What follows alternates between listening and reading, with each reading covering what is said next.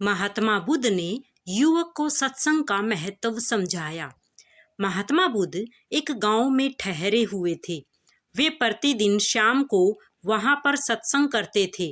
भक्तों की भीड़ होती थी क्योंकि उनके प्रवचनों से जीवन को सही दिशा बोध प्राप्त होता था। बुद्ध की वाणी में गजब का जादू था। उनके शब्द श्रोता के दिल में उतर जाते थे। एक युवक प्रतिदिन बुद्ध का प्रवचन सुनता था।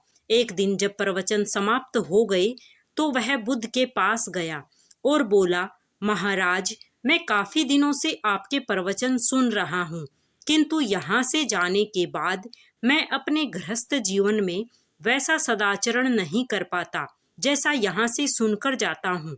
इससे सत्संग के महत्व पर शंका भी होने लगती है। बताइए मैं क्या करूं? बुद्ध ने युवक को बांस की एक टोकरी देते हुए उसमें पानी भरकर लाने के लिए कहा। युवक टोकरी में जल भरने में असफल रहा।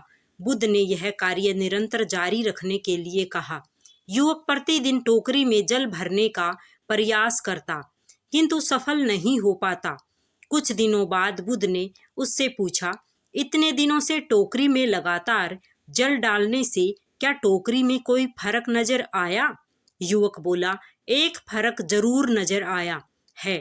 पहले टोकरी के साथ मिट्टी जमा होती थी, अब वह साफ दिखाई देती है। कोई गंदगी नहीं दिखाई देती है और इसके छेद पहले जितने बड़े नहीं रह गए, वे बहुत छोटे हो गए हैं।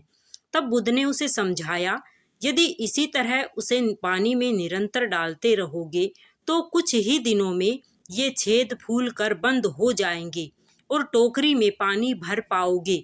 इसी प्रकार जो निरंतर सत्संग करते हैं उनका मन एक दिन अवश्य निर्मल हो जाता है। अवगुणों के छिद्र भरने लगते हैं और गुणों का जल भरने लगता है।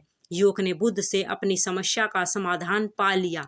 निरंतर सत्संग से दुर्जन भी सज्जन हो जाते हैं, क्योंकि महापुरुषों की पवित्र वाणी उनके मानसिक विकारों को दूर कर उनमें सद्विचारों का आलोक प्रसारित कर देती है। राधे राधे सभी।